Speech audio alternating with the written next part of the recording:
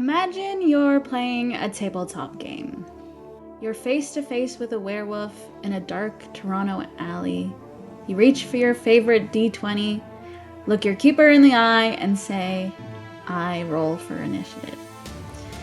And your keeper just stares at you. Because in Monster of the Week, there is no initiative. There are no rounds. And honestly, that's sometimes the moment players with a D&D background start to panic. If you're coming from a system where combat is a tactical board game, the fiction first style of Powered by the Apocalypse can feel like chaos. But once you get it, combat becomes faster, scarier, and way more cinematic. Today, we're translating D&D combat into Monster of the Week so you can stop worrying about the math and start kicking some monster ass. I already did a brief introduction to Monster of the Week, so maybe give that a watch first. But here, we're gonna deep dive a lot more into the combat mechanics of the game. In D&D, combat is a queue. You wait your turn, you do your thing, and then sometimes you check your phone for 6 minutes until your wizard friend decides which flavor of fireball to use. That's maybe just me having some fun at D&D's expense, but there is a little bit of truth there. In Monster of the Week, however, combat is less of a queue and more of a spotlight. It helps to think of your favorite action movie. The camera doesn't wait for everyone to roll a dexterity check, it follows the logic of the action. If the crooked is currently jumping onto the werewolf's back, the spotlight is on them. If the professional is reloading their shotgun while the monster lunges, the spotlight shifts to them. The keeper is like a movie director. As a keeper, you don't call for turns, you ask, "What do you do?" In D&D, if you have an extra attack, you can use it. It doesn't matter if you're chest deep in mud or surrounded by 5 enemies, the rules say you get those swings. In Monster of the Week, the story tells the rules what to do. This is called fictional positioning. You cannot trigger a move unless it's actually possible in the story. If a vampire has you pinned to a wall by your throat, you can't kick some ass with your shotgun, you're pinned. Your hands are occupied. You first have to act under pressure just to get your hands free. Or maybe you have to manipulate the vampire into letting you go. Don't look at your character sheet for what you can do. Look at the scene and tell the keeper what you want to do. If the fiction allows it, the move follows. If 2 players want to act at once, you decide based on the fiction, what makes sense. And sometimes they can even act simultaneously, if that's what makes sense in the narrative. Who is closest? Who just rolled a failure and is now in a bad spot? The spotlight moves as fast as the conversation. For players, don't wait for your turn. If your character has an opening, take it. If you're standing in the back doing nothing, the keeper will eventually turn that spotlight on you, if they're a good keeper, to ask how you're defending yourself from the shadow creeping up behind you. In D&D, if it's your turn and you're standing next to a goblin, you take the attack action. You roll to hit, you deal damage, and the goblin waits to see if it's still alive. In Monster of the Week, when you roll to kick some ass, you aren't just swinging a sword, you're engaging in a dangerous exchange. This can be a big shock for players. Even on a successful roll, on a 7 or higher, you deal your damage, but the monster deals its damage back to you. In D&D terms, it's like if every time you hit a monster, they got a free opportunity attack on you. This may seem really unfair and maybe even unfun for players, but it's an intentional design choice. Monster of the Week is supposed to be scary and deadly, and your best choice for survival should not always be to kick some ass. You're not meant to kick ass every turn. If a werewolf is 3 times your size and has claws the size of steak knives, kicking ass is how you end up in the hospital or dead. So what do you do instead? There's a few options. In D&D, if you want to be the tank, you grab a shield, you wear heavy armor, and you use abilities that force enemies to target you. You control the flow of battle by being the biggest threat in the room. In Monster of the Week, there's not really an argo like that. There's no taunt. The monster will attack whoever makes sense in the fiction.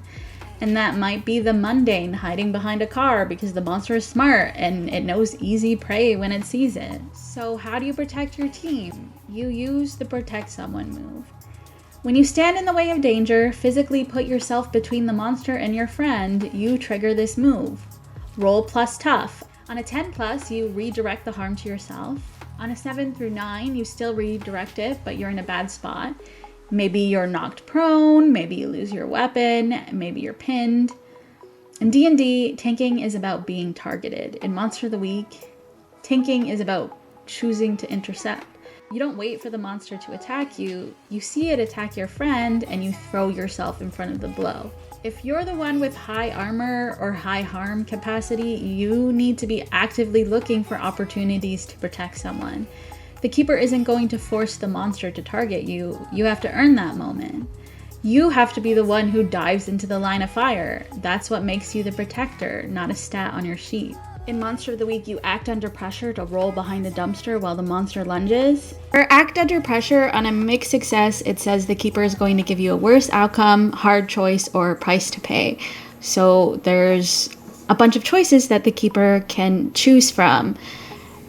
It's not necessary that the keeper has a list of 3 options to give your players. If it makes it easier and you can't think of things, you can absolutely just pick whatever you can think of. But I like to actually give my players a choice in this instance, and they can have some agency in this moment. You'll often want to help your teammates. But in D&D, the help action is safe. In Monster of the Week, help out is a gamble. When you roll to help out a teammate, you aren't just giving them a +1 bonus, you are inserting yourself into their situation.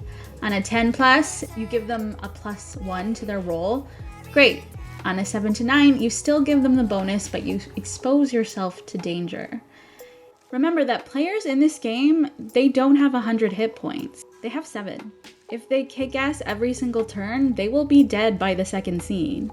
Encourage them to think like survivors, even while they're still big damn heroes. In D&D, if you roll a natural 1, you miss. Maybe you drop your sword, maybe you feel a bit silly, but usually the turn just ends. Then it's the DM's turn to roll their d20 and see if they hit you. In Monster of the Week, the keeper doesn't roll for the monster. Because in this game, if you roll a 6 or lower, it isn't just a miss, it's an opening. Now, keepers, listen up. When a player rolls a 6 or less, you get to make a hard move. But here's the thing, hard move doesn't mean deal damage immediately, it means you make something bad happen. So there's a crucial distinction you need to understand, soft moves versus hard moves. A soft move announces danger. It gives the hunters a chance to react. You say, the werewolf snarls, drops to all floors, and lunges straight for your throat. What do? You haven't dealt harm yet. You've lit a fuse. Now the hunter has to act under pressure to dive out of the way, or kick some ass to meet the charge, or protect someone if they're shielding a friend. A hard move is when the fuse burns down. You say, the werewolf's jaws close around your arm. You hear bone crack. Take 3 harm. No time for a reaction, no time to roll to avoid, the bad thing just happens. The golden rule is to start soft and hard. Soft moves should be used to set up hard moves. When a player fails a roll, you don't just say you take 3 harm, announce the incoming danger first. Give them a heartbeat to react. If they fail again, or if they ignore the warning, then you make the hard move. But they take a hard move under 3 specific conditions. When a hunter fails a roll, and of course, when a hunter has used up all their luck and become doomed, you have the permission to use all the hard moves you want. Again, a fail isn't just a miss, it's an invitation for the keeper to make their life significantly worse. You can also use a hard move when a hunter gives you a golden opportunity. This is when a player does something incredibly dangerous or ignores a clear threat. If they say, I ignore the werewolf and try to pick the lock, you don't need a roll to tell them the werewolf bites them. That's a golden opportunity. In D&D, if you roll a 1 on a crucial save, you might use a legendary resistance or luck feat. It's a resource you get back after a long rest. It's a safety net. In Monster of the Week, Luck is a countdown timer. Every hunter starts with a certain amount of luck. When you spend a point of luck, you can turn a failure into a success or reduce the harm you take to 0. It feels like a superpower until you realize you're burning your life force to stay alive. When you spend your very last luck point, you aren't just out of resources, you are doomed. In D&D, the story might end when your hit points hit 0. In Monster of the Week, being doomed means the fiction of the world starts turning against you. Your character's fate is sealed. Remember, the world of Monster of the Week is incredibly deadly, and you just ran out of your last Hail Mary. A hard move means something happens immediately and has an irreversible consequence. The monster doesn't just try to hit them, it hits them, or the building catches fire, or the NPC they were protecting is snatched away. This is what makes Monster of the Week feel brutal but fair. Players never feel like the monster just appeared inside their health bar. They always see the punch coming, even if they couldn't dodge it. Soft move to warn, hard move to hurt. Keep note that as Keeper, there are times where it's not necessary to make your hunter's roll kick some ass in order to deal out damage. One of the Keeper moves, Inflict damage as established, means that if it doesn't make sense that the monster will be able to trade blows, then you don't need to have them roll. They just inflict damage as established. In D&D, when combat starts, it's expected to finish. You fight until one side is dead. Running away feels like a failure. It feels like you lost the encounter. In Monster of the Week, running away is not a failure. It is the correct tactical decision more often than not. Let's look at the math. You have 7 harm boxes. A werewolf hits for 3 harm. You get maybe 2 bad rolls before you're unstable. 1 more bad roll and you're dead. If you go into a fight without the weakness, without a plan, without the advantage, you are not going to win. You are going to die. Here's the breakdown. 0 to 3 harm. If you're hurt, you can keep going. 4 plus harm, you are unstable. This is the ticking clock. You will continue to take harm until someone treats you. And 7 harm, you're at death's door. The structure of a Monster of the Week mystery is built around this. You meet the monster, you get your teeth kicked in, you escape, maybe barely, with one hunter dragging another. You regroup, you research, you find the weakness, you prepare, and then you go back for the final confrontation. In D&D, if a monster resists your weapon, you still deal damage. Half damage, sure, but you're chipping away. You can eventually brute force your way through anything if you hit it enough times. In Monster of the Week, that is not how this works. The rules are explicit. If the hunters don't have the monster's weakness, they cannot kill it. They can hurt it, maybe, but it will eventually heal or escape. You can shoot a werewolf with a shotgun, you can hit it with a car, you can drop a building on it, and the Keeper can look you dead in the eye and say, the wounds close, the flesh knits itself back together, it's still coming. Maybe not always, but often in D&D, combat is an endurance test you're meant to pass. In Monster of the Week, the first encounter is a scouting mission. If you survive it, you actually succeeded. So when your hunters run, don't punish them. Don't have the monster chase them down for a total party kill. Let them escape. Let them feel the relief of survival, because now they know what they're up against. And the next fight, the real fight, is going to be so much more satisfying when they come back with silver bullets and a plan. When the Keeper does harm to a hunter, they have a separate list of moves that they could do that aren't hard moves, but they're called harm moves. If the Keeper inflicts 0 harm, the hunters aren't really hurt, but they are rattled. They're momentarily distracted, they drop something, or they lose an advantage that they had. But if they suffer 1 to 2 harm, this is a wound, this is a standard hit. The effect is that they're knocked back, they're tripped up, they're pinned down. It often forces hunters to act under pressure just to get back into the fight. A 3 or more harm is a serious injury. This is where the wound gets really grisly. The Keeper can describe a specific injury that hinders them. Your arm is broken. You can't use your shotgun anymore. You're bleeding out. You'll take another 1 harm every minute until someone stabilizes you. Unstable harm is if a hunter has 4 or more harm, they are unstable. This means that they'll continue to take harm until they get medical attention. This adds a ticking time to the entire combat. In D&D, when you roll initiative, the world outside the combat basically hits pause. I mean, not every dungeon master is gonna play it the same way, but I think it's safe to say that normally the villain's ritual doesn't advance, the hostages don't get executed. At the very least, you have your 6 seconds of action to do something while the world is patiently waiting for you to finish your turn. In Monster of the Week, the countdown does not care that you're in a fight. The countdown is the timeline of bad things that happen if the hunters do nothing, and it will keep ticking down while you're trading blows with the monster. If the cult is completing a ritual to summon something worse, they don't just stop because you're busy. If the monster is picking off townspeople one by one, it doesn't wait for you to catch your breath. This is also the case when your hunters are out investigating. Combat is not a separate game mode. Combat is just another scene in a story that is constantly escalating. It's part of the narrative. While you're fighting the werewolf in the alley, the ritual across town is finishing. While you're dealing with the vampire in the mansion, the sun is setting. In between every exchange in combat, a keeper might advance something on the countdown. Not a full step every time maybe, but you could keep it moving.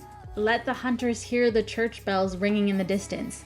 Let them see the sky turn red. Let them feel that every second they spend in this fight is a second something else is getting worse. Combat should never feel safe.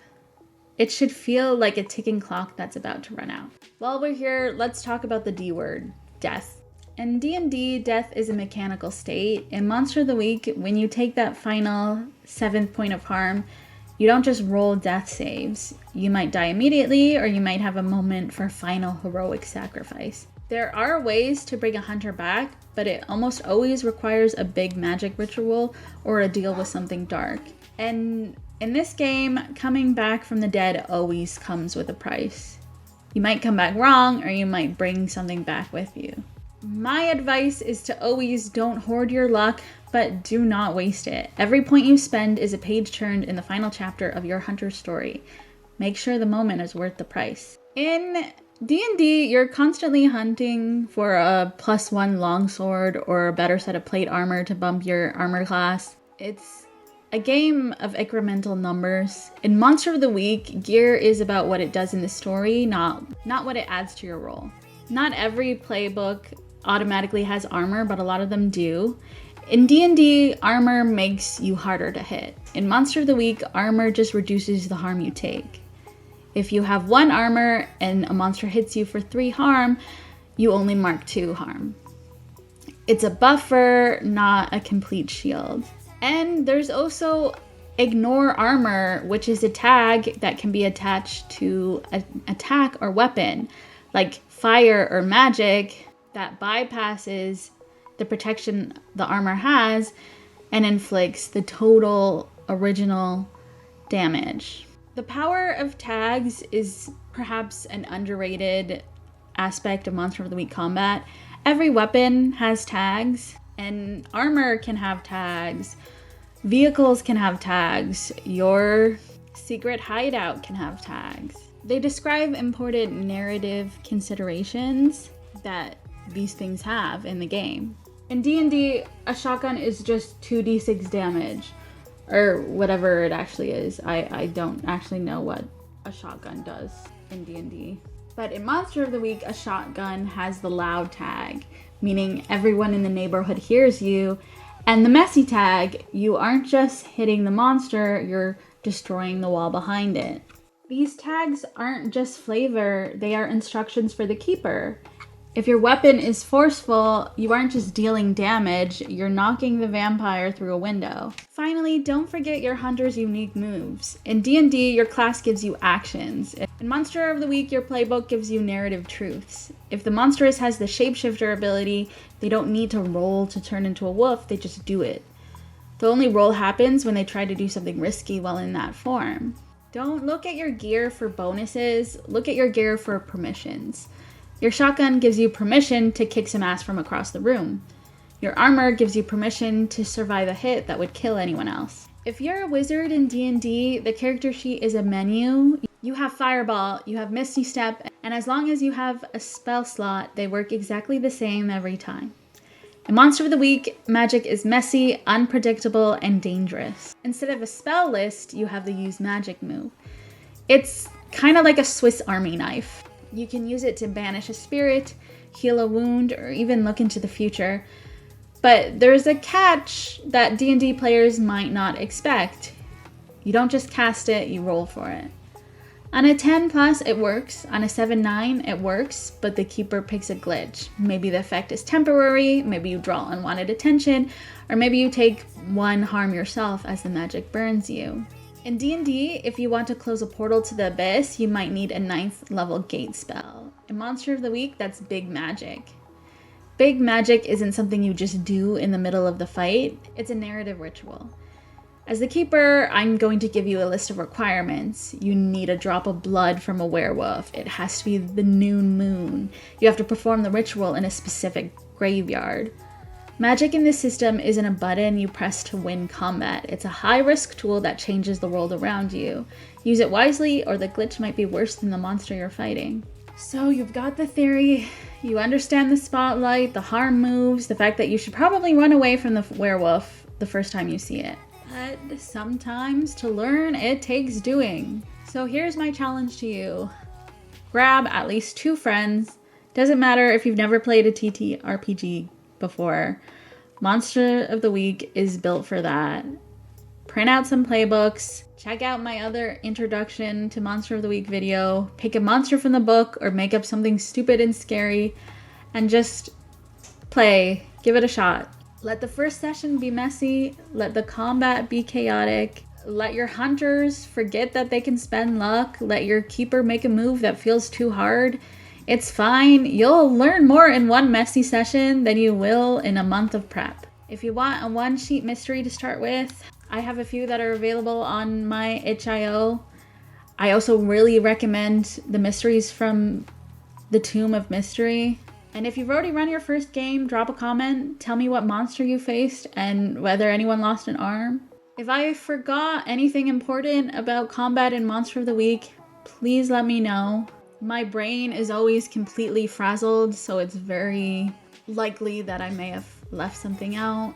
Also, I actually haven't played D&D that much, so I don't consider myself an expert. If I got anything wrong trying to address D&D players who are coming into Monster of the Week and trying to make those comparisons, I truly apologize. I know that different dungeon masters find different ways of running the game, so not everything I said might be applicable to every situation. And now I think that I'm just doing the thing where I over-explain a lot. So if this was helpful to you, like, subscribe, stick around, drop a comment.